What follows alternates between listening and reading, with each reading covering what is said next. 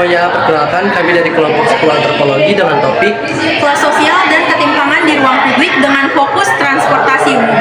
sebelumnya izinkan kami memperkenalkan diri. Perkenalkan, nama saya Muhammad Raffi Sanjani. Saya Muti Farhana, saya Humaira Tunjana, saya Hayasa Oliatanza, saya Elsa Yasa. Assalamualaikum warahmatullahi wabarakatuh. Halo teman-teman, jadi di sini saya dengan Hayasa dan teman saya Mutia Farhana Dewi ini. Kali ini kita mau wawancarai salah satu teman kita nih yang ternyata dia sebagai pengguna Transjakarta. Kamu siapa? Halo semua, perkenalkan nama aku Risa Ula Anggraini dari kelas PPSA. Jadi kita langsung aja ke pertanyaannya ya. Nah, jadi aku ya, dia mau nanya kira-kira untuk Transjakarta itu biasanya digunakan oleh siapa aja sih kalau menurutnya? Jujur ya, kalau misalnya menurut aku Transjakarta itu bisa dipakai sama masyarakat kelas menengah gitu. Contohnya kayak orang-orang perkantoran, mahasiswa dan juga pelajar. Gitu ya? Iya. Berarti kalau menurut ya? Iya kalau itu kayak saya sendiri contohnya. Lanjut ke pertanyaan selanjutnya itu, pernah nggak sih merasa ada perbedaan kenyamanan antara halte atau rute tertentu? Pernah banget sih Kak. Menurut saya pribadi, saya ngerasain tuh ada perbedaan di halte Simpang Cawang sama Cawang Sentral. Mungkin karena Cawang Sentral itu lebih ke sentral, jadi dia menampung banyak sekali Transjakarta, bus stopnya di situ. Jadi di sana tuh lebih diperbagus lagi haltenya gitu. Jadi di sana juga ada food court dan juga lainnya sebagainya kayak Tomorrow dan juga ya hub-hub gitu, hip hop gitu ya kan. Nah, sedangkan di Simpang Cawang itu cuma ada halte biasa dan cenderung tuh saya merasa di sana kayak kurang aman gitu loh Kak. Karena iya betul kan, karena tuh kayak masih bahasanya apa ya? Kayak masih kotor dan juga gersang gitu. Masih tempatnya tuh masih kayak mungkin di perkampungan, jadi ya belum dibenahi lah ya. Iya betul banget tuh Kak. Jadi ya gitu aja ya. Terima kasih banyak ya. Iya sama-sama. Nah, sekarang kami sudah bersama narasumber yang kedua. Boleh diperkenalkan dulu namanya siapa? Halo semuanya, perkenalkan nama saya Lin Reni. Oke, di sini kita mau tanya tentang transportasi umum nih ke kamu, Lina. Nah, menurut kamu kamu tuh biasanya sering pakai transportasi umum apa aja? Biasanya kalau dari rumah, itu kadang aku menggunakan Grab, terus juga menggunakan KRL, terus juga habis itu Transjakarta. Udah sih. Udah itu aja. Nah, seberapa sering sih kamu gunain transportasi umum ini kayak KRL atau Transjakarta? Lumayan sering, apalagi kalau misalkan lagi berangkat ke kampus kayak gitu sih. Nah, menurut kamu nih akses ke dari stasiun atau dari halte itu ke sini tuh sulit atau gimana sih? Jujur, lumayan oke banget sih, karena banyak juga kayak Grab, kayak gitulah intinya banyak sih untuk arah ke sini dari sana ke sini. Kalau untuk soal kenyamanannya nih di transportasi umum, menurut kamu udah oke atau belum gitu kok dari segi pelayanan dan segala macam? Sejauh ini udah nyaman sih, cuma karena emang populasinya padat jadinya terkadang agak sumpah gitu. Oke, terima kasih. Jadi tujuan dari kita mengobservasi transportasi umum ini adalah untuk melihat kondisi dan penggunaan transportasi umum di suatu wilayah. Nah, melalui pengamatan sepanjang jalur tertentu dapat diketahui jenis transportasi yang sering digunakan oleh masyarakat, tingkat keramaian, serta kenyamanan dan kelayakan fasilitas. Lalu hasil observasi ini membantu memahami masalah yang ada dan menjadi dasar untuk perbaikan layanan transportasi umum. Berdasarkan hasil wawancara dari kelompok kami mengenai judul yang kita ambil, bahwa dapat ditelaah antropologi itu memandang transportasi publik itu sebagai ruang publik yang tidak netral, karena di dalamnya itu terdapat seperti stratifikasi sosial dan juga kuasa atau power.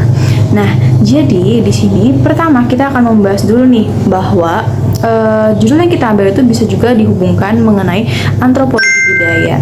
Karena dengan adanya transportasi publik seperti KRL, MRT, LRT, dan juga Transjakarta, itu bisa membentuk budaya seperti budaya antri dan juga budaya mendahulukan orang yang yang sudah berumur atau orang yang udah tua agar mereka bisa mendapatkan tempat duduk seperti itu. Lalu dalam segi stratifikasi sosial, bahwa antropologi itu menganggap kalau ada perbedaan kelas siapa yang memakai di transportasi publik ini. Nah, berdasarkan hasil wawancara, bahwa Transjakarta itu biasanya digunakan oleh kaum menengah dan juga KRL itu bisa digunakan oleh kaum yang cenderung kaum bawah dan kaum menengah. Tetapi untuk MRT dan juga LRT yang emang tarifnya itu relatif lebih mahal, itu bisa digunakan oleh kaum yang menengah menuju ke atas seperti itu. Lalu di stratifikasi sosial ini juga dibahas bahwa dalam fasilitas, bahwa ada beberapa halte dan juga stasiun yang dimana fasilitas itu jauh berbeda.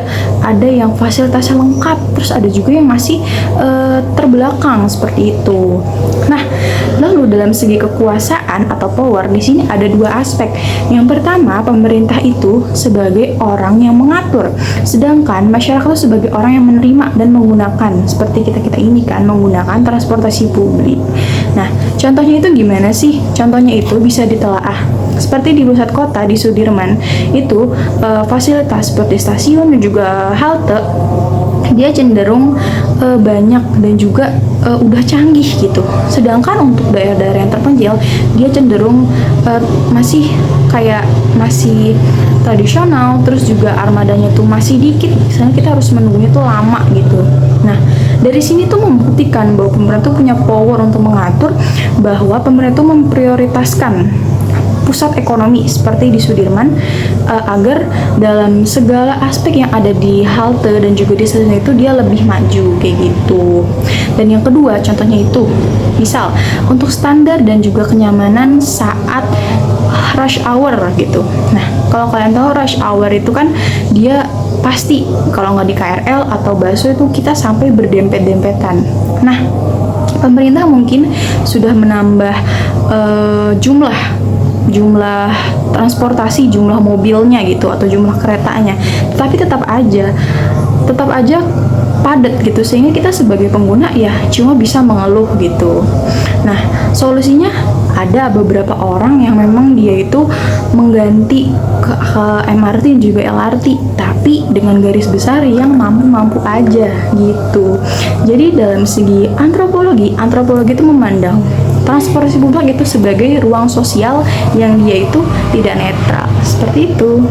Dapat dilihat bahwa transportasi umum di Jakarta bukan sekedar sarana mobilitas, tapi mencerminkan adanya stratifikasi sosial. Nah, perbedaan akses dan kenyamanannya ini menunjukkan bahwa layanan publik masih cenderung lebih menguntungkan kelompok tertentu.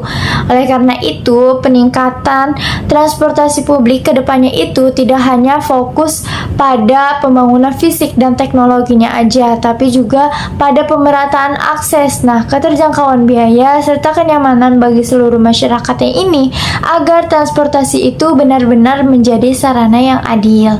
Dari hasil wawancara, transportasi publik di Jakarta memang terlihat semakin maju. Tapi kalau dilihat dari pengalaman para penggunanya atau penumpangnya itu, kenyataannya itu semua orang itu merasakan manfaat yang sama. Masyarakat dengan kondisi ekonomi bawah ini masih sering menemui banyak kendala seperti halte atau stasiun yang jauh, kendaraan yang penuh sehingga terjadinya desak-desakan karena harga yang relatif murah, dan jika harus berganti-ganti transportasi itu biaya yang dibutuhkan terasa cukup berat. Bagi mereka yang terpenting itu bisa sampai ke tempat tujuannya. Soal nyaman ini sering kali jadi urusan belakangan. Sementara itu, kelompok kelas menengah sudah mulai terbantu dengan adanya transportasi yang lebih tertata, meskipun tetap harus menghadapi antrian dan kepadatan di jam-jam sibuk.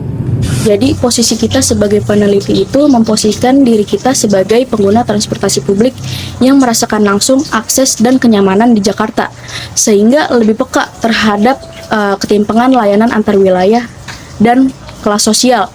Namun posisi pengguna non-elit ini berpotensi menimbulkan bias simpati pada kelompok terbatas akses. Nah, karena itu peneliti itu bersikap reflektif dengan menyeimbangkan pengalaman pribadi dan analisis struktural agar tetap kritis melihat pihak yang diuntungkan dan dirugikan dalam sistem transportasi publik di Jakarta. Akan menjelaskan implikasi sosial hasil wawancara transportasi umum yang sudah dilakukan. Pada video ini, saya akan menjelaskan nih implikasi sosial dari hasil wawancara yang telah dilakukan oleh kelompok kami terkait penggunaan transportasi umum, khususnya dalam konteks kehidupan sosial masyarakat perkotaan. Berdasarkan wawancara pertama dengan salah satu narasumber, yaitu Kak Salwa yang merupakan mahasiswa aktif dan pengguna Transjakarta, dapat diketahui bahwa transportasi umum seperti bus Transjakarta bersifat terbuka dan juga inklusif nih. Transportasi ini dapat digunakan oleh berbagai kelompok masyarakat, mulai dari pekerja, mahasiswa, anak-anak, hingga orang tua. Hal ini menunjukkan bahwa transportasi umum berfungsi sebagai ruang sosial bersama yang mempertemukan individu dari latar belakang sosial, usia, dan aktivitas yang berbeda. Dalam perspektif antropologi, kondisi ini mencerminkan adanya interaksi sosial lintas kelompok dalam satu ruang publik yang sama. Namun, dari wawancara juga ditemukan nih adanya ketimpangan sosial dalam penyediaan fasilitas transportasi umum. Narasumber menyampaikan adanya perbedaan kenyamanan dan rasa aman antara halte Cawang Sentral dan halte Simpang Cawang. Halte Cawang Sentral dinilai lebih ramai, hidup, dan memiliki fasilitas pendukung seperti pedagang makanan dan minuman, sehingga memberikan rasa aman dan juga nyaman bagi para pengguna. Sebaliknya, halte Simpang Cawang dirasakan lebih sepi, minim aktivitas, dan menimbulkan rasa kurang aman. Ketimpangan ini menunjukkan bahwa pembangunan fasilitas publik belum merata dan dapat mengaruhi pengalaman sosial pengguna transportasi umum. Implikasi sosial dari kondisi tersebut adalah munculnya perbedaan rasa aman dan kenyamanan antar wilayah yang secara tidak langsung dapat mempengaruhi pola mobilitas masyarakat. Masyarakat cenderung memilih ruang publik yang dianggap lebih aman dan juga hidup, sementara ruang yang minim fasilitas berpotensi terpinggirkan. Dalam kajian antropologi perkotaan, hal ini berkaitan dengan ketidakmerataan akses dan kualitas ruang publik yang dapat memperkuat kesenjangan sosial di dalam kota. Sementara itu, wawancara kedua dengan narasumber bernama Kak Lira yang juga merupakan mahasiswa aktif menunjukkan bahwa transportasi umum telah menjadi bagian penting dari kehidupan sehari-hari, khususnya dalam menuju aktivitas menuju kampus. Narasumber menggunakan berbagai moda transportasi umum seperti bis, KRL, dan layanan transportasi daring. Akses dari halte atau stasiun menuju kampus dinilai cukup aman dan memadai, serta pelayanan transportasi umum secara umum sudah tergolong baik. Namun, ada permasalahan yang masih dirasakan nih adalah tingginya jumlah pengguna atau overpopulation, terutama pada jam-jam sibuk. Kepadatan penumpang ini berdampak pada menurunnya kenyamanan pengguna. Secara sosial, kondisi ini menunjukkan meningkatnya ketergantungan masyarakat terhadap transportasi umum sebagai sarana mobilitas utama, sekaligus menjadi tantangan bagi pengelolaan transportasi publik di wilayah perkotaan. Secara keseluruhan, implikasi sosial dari hasil wawancara ini menunjukkan bahwa transportasi umum tidak hanya berfungsi sebagai alat perpindahan, tapi juga sebagai cerminan kondisi sosial di masyarakat. Transportasi umum mencerminkan tingkat inklusivitas, pemerataan fasilitas publik, rasa aman, serta dinamika interaksi sosial di ruang publik. Oleh karena itu, pemerataan kualitas halte, peningkatan keamanan, dan pengelolaan kepadatan pengguna menjadi aspek penting dalam menciptakan transportasi umum yang adil dan berkelanjutan bagi seluruh lapisan masyarakat.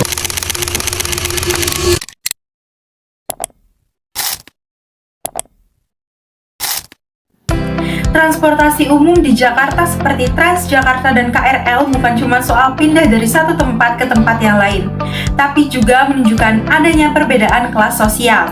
Walaupun semua orang bisa mengakses layanan ini, kenyamanan yang dirasakan tiap penumpang tidak selalu sama. Ada yang harus berdesakan setiap harinya, ada juga yang bisa memilih jam perjalanan yang lebih nyaman. Fasilitas seperti kursi prioritas dan gerbong khusus memang membantu, tapi belum sepenuhnya menghilangkan ketimpangan antar pengguna. Antropologi memandang transportasi publik sebagai ruang publik yang tidak netral karena ada stratifikasi dan juga kuasa atau power. Nah, oleh karena itu, transportasi publik menjadi ruang bersama yang mempertemukan berbagai lapisan masyarakat, namun belum sepenuhnya adil. Pertanyaan akses siapa, kenyamanan siapa, mengingatkan kita bahwa transportasi publik seharusnya tidak hanya efisien, tapi juga nyaman dan manusiawi untuk semua.